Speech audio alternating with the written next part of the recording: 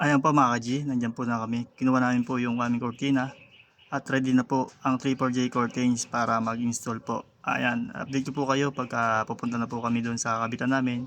Ngayon po, nakuha na namin yung cortina. Ngayon, paalis na po kami, papunta po kami ng Bukawi. Ayan, nandiyan po kami ngayon sa traffic na lugar ngayon. May kawayan, medyo traffic. Ayan, pero babanayad rin naman yan paglagpasin namin dyan. Lalagpas kami. Ayan, medyo ano na kami ron. Medyo nagutom-gutom na kain daw muna kami. Yun, nakarating na kami dyan dito sa may kawayan, Nakdo. Ayan, kain muna kami ni nanay. Order si nanay. Ngayon, nandiyan na po ang order namin. Ayan, naka-order na po kami namin pagkain. Medyo mura nga po. Ayun pala, wala pang parang soft drinks. Pero okay na rin. At tapos namin kumain, nandiyan na po kami sa Bukawi. Nakarating na rin kami sa Bukawi para umorder po ng aming order. Ayan po, naka-order na po kami dyan. Napakamala na po. May pili-pili si nanay dyan. Ayun, baka gusto nyo rin po mag-ano dyan, mag-abili sa Bukawi. Dyan na po sa Bukawi. Galing po kayo sa may kawayan, kaliwa lang po yan. Maganda pong business po ng bigasan din po. Ngayon, nakauwi na po kami dyan sa may kawayan. Nakuha na namin po lahat ng order namin.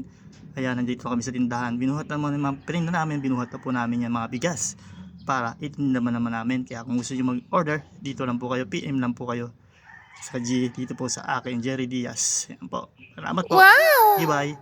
Thank you po sa lahat. Please follow and subscribe. Thank you.